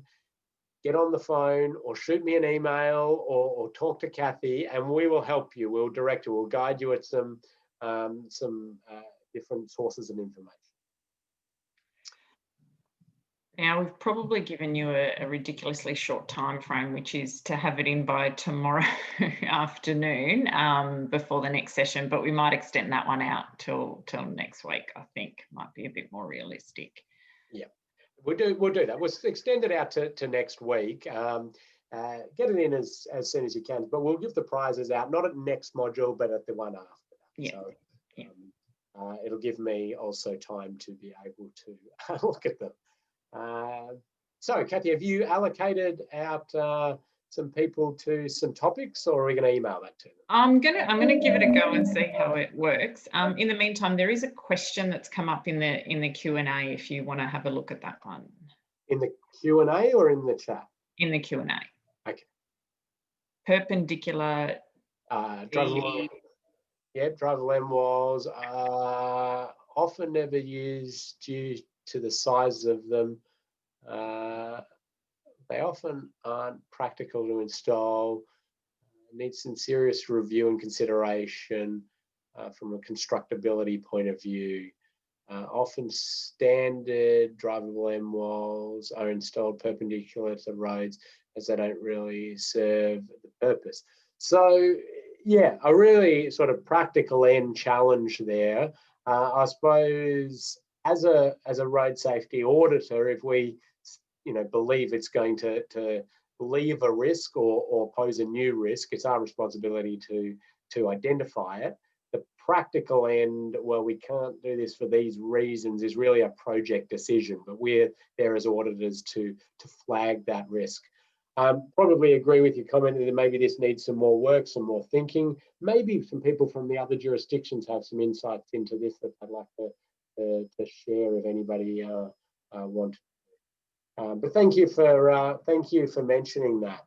Now here we go. Here are the topics. So let's zoom in a bit there, Kathy. I can't read that small. Or are you gonna live randomize it, or are you going to? Is that better? Yep, that's very okay. Good. Yes, I think we will. No, we won't. No. No, that's what it is. Right. Okay. So you'll see your name and you'll see your topic there. We will email this to you straight after the session. So, and you can always, of course, watch the recording. But there we go. We've got categories of road safety barrier for Nirjan. Dominic's got directional signage and road safety. Saeed's got school crossings. Jake's got curbing near barriers. Imam's got motorcycles at roundabouts. Jesse's got Y intersections. Jeffrey's got cyclists at roundabouts. Joshua's got slip lane stand-up angles. Chris has got sign support structures. Ken has got end terminals for W-beam products. Simone has got preparing for a site visit. Rachel's got road sign retro-reflectivity. Adrian's got roundabouts versus traffic signals. Christina's got freeway ramp metering and safety. Samantha's got self-explaining roads. And Andrew has got active advanced warning signs. Some of these topics have a huge amount that you could cover. Keep it constrained, give us some key points, make it creative, have a bit of fun with it. Don't spend too long on it. And we look forward to your submissions. Awesome. Now, Kathy, make sure you get a copy of that before you close it, because it will change itself, our little Excel sheet there. Okay. Any questions or comments?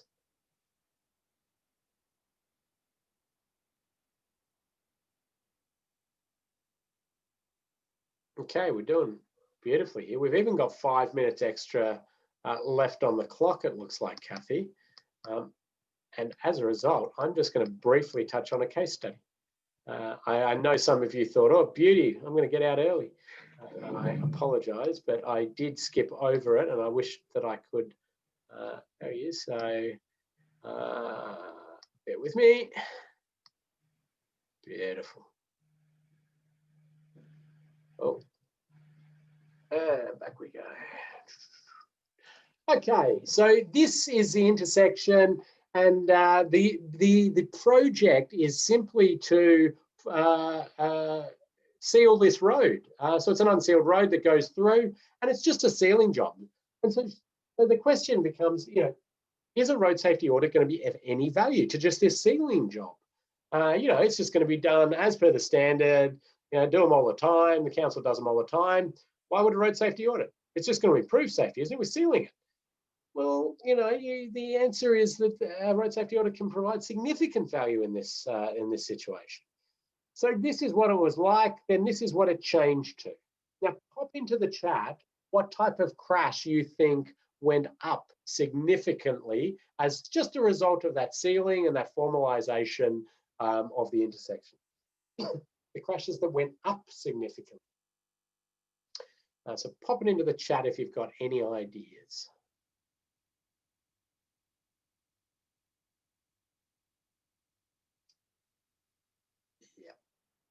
Good.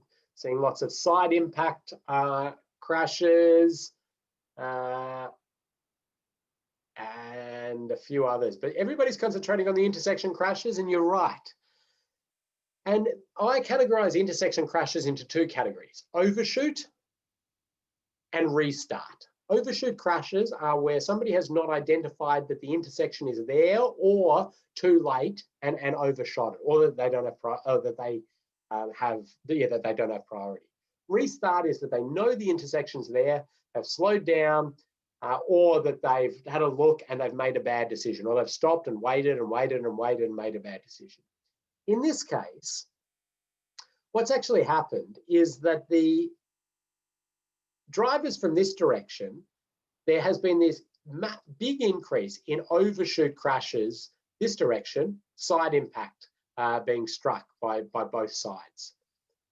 Now, the reason for that is that at a ground level, don't worry about all the skid marks, but this road, which is the new one, was a very different colour and look and feel. And it was actually quite obvious approaching this road that it did not continue on through. However, with the sealing of it, it's created this straight visual deceit. And we've got the power poles that run through and a whole lot of other things. So that alteration has significantly increased the overshoot, the visual deceit, and a huge amount of people started overshooting this, and some of them were struck. So there's an example of, even when you think, why would I do a road safety audit on this? Just improving the infrastructure with the sealing and the curbing and everything. Well, that's why we would be wanting to do road safety audits. And the auditor then may identify this and recommend things associated with staggered T's if it could be afforded, or splitter islands, or maybe different advanced warning or the like, which are going to be less effective than the others, or even, roundabouts and those sort of things, which I'm sure that the project team would have thought about but couldn't afford. But that's all, sort of part of it. So there's a few little ideas, a brief introduction into road safety auditing. Next session, we're going to delve into some of the details of some of the specific types of road safety auditing. You've got a fun little exercise just to look at one of the many, many, many topics we can look at in road safety. And we only picked, 30 there. We could have added another 300 or 500 or 1,000 to that, but you'll only look at one of them. You'll be able to see some of the others in the group on what they've come up with. There's a bit of fun to learn about some other topics. And then we'll get you into some auditing exercises later down the track. Get in contact with Kathy or myself if you have any questions related to your assignment or the content. Do the quiz in Schoology. We do want that done before next session, and that shouldn't take you long at all. 10 multiple choice questions and a question, which is, how many times did you see Wally, the wombat? And you've got a bit of tolerance on that. But Make sure you jump in there into Schoology, do the quiz, upload a little bit of info about yourself if you haven't done that already. And otherwise, we look very much forward to seeing you at the next session. Log in a few minutes early for a chance to win a prize. Kathy may have something better than socks. I might do, I might not. And Schoology tends to work best in Google Chrome. So if anyone is having any troubles with that, try Google Chrome. Otherwise, do get in touch with me as well. Thank you all for your input. Love the chat coming through, and let's continue that conversation. Thank you very much, and see you next module.